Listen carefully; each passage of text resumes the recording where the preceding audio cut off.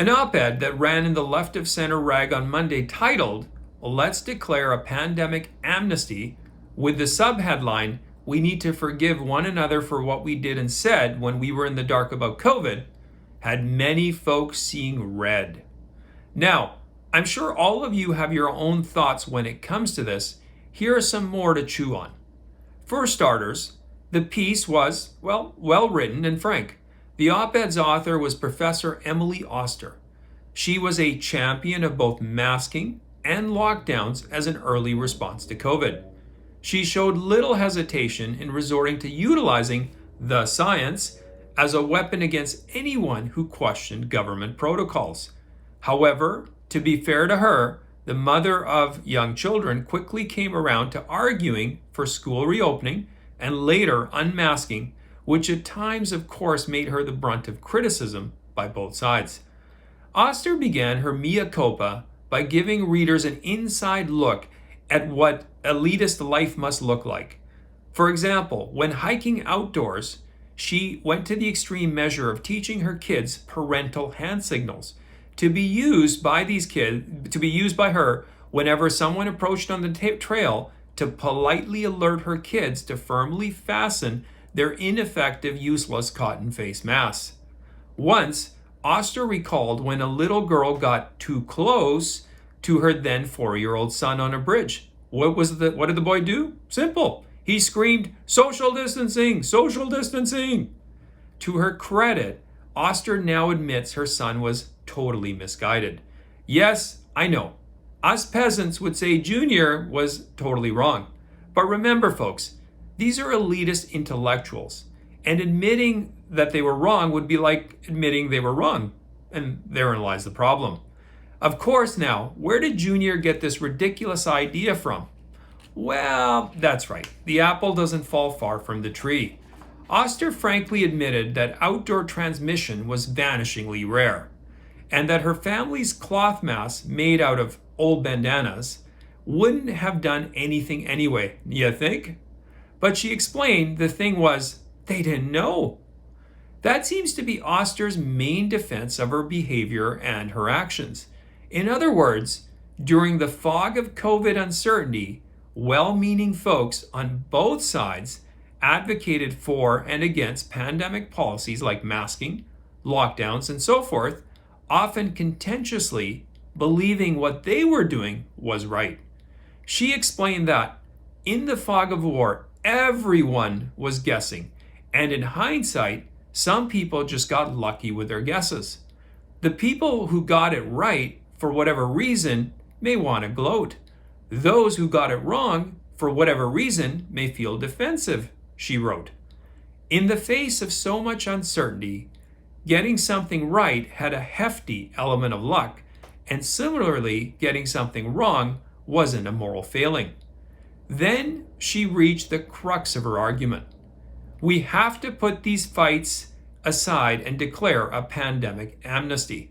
Now, I can certainly see how that could set a few folks off just a little bit. The reactions from the deplorables, those that didn't go along with the narrative, was immediate and fiery. So, why all the outrage? Well, on the surface, you could say it was her call for amnesty. But reading through her piece, she was equating amnesty more to agreeing to a temporary truce, not so much forgiveness for what had happened.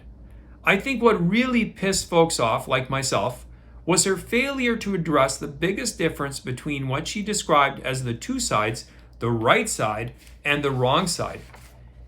If Emily were sitting here in front of me today, or someone like her, I would simply say to them, our side, the right side, never tried to shut your side up. Our side never tried to cancel or delete you for advocating your wrong side. Our side never punished you for disagreeing, like by cheering as you lost your job or were denied hospital procedures or your family fell apart. No, Professor Oster, you're gravely mistaken if you believe that the disagreement over policy is what lit and fans the conflict till this very day. No, madam, the mistake that we really need to wrestle with is not that you and your cohorts were intellectually wrong about pandemic policy. That sin can be forgiven. However, the sins that people, including yourself, committing against their fellow citizens who disagreed with them is the one that's monumental. Strangely, Oster herself missed the critical distinction since she began her article with her painful confession about her 4-year-old misguidedly yelling at a little girl. Dear Professor, it was the yelling, not the difference of opinion, that was wrong. The yelling invoked a moral superiority, and that is what lies at the heart of this issue. Having said all of that, I must agree with Emily on one point, and that's the simple fact that we are going to have to figure out how to deal with the majority of people who were wrong about pandemic restrictions. Let me be perfectly clear though. I'm talking about the majority of people who complied with the government narrative, but the key distinct difference did not support or revel in harming those who disagreed. That's the key difference. We must demand accountability of those who openly advocated punishing those of us who turned out to be right, but people who just yelled social distancing, or those who simply criticize someone about wearing a mask or still choose to wear one till this day, I see mainly as victims of a massive government psychops campaign that was fueled by media spending.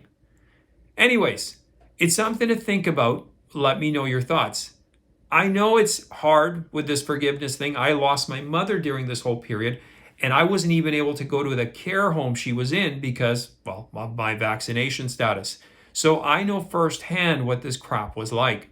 However, I do realize that we, in order to prevent this kind of insanity from happening again, are going to need to find people like Professor Oster, who, while totally misguided, at least realizes her error and, quite frankly, wasn't malevolent in trying to punish others along the way. Anyway, like I said, I welcome your thoughts. Please post them. If you're new to my channel, subscribe. And if you haven't checked out all the videos, please do so. And again, like I said, share your thoughts. I welcome your comments, and I will see you next time.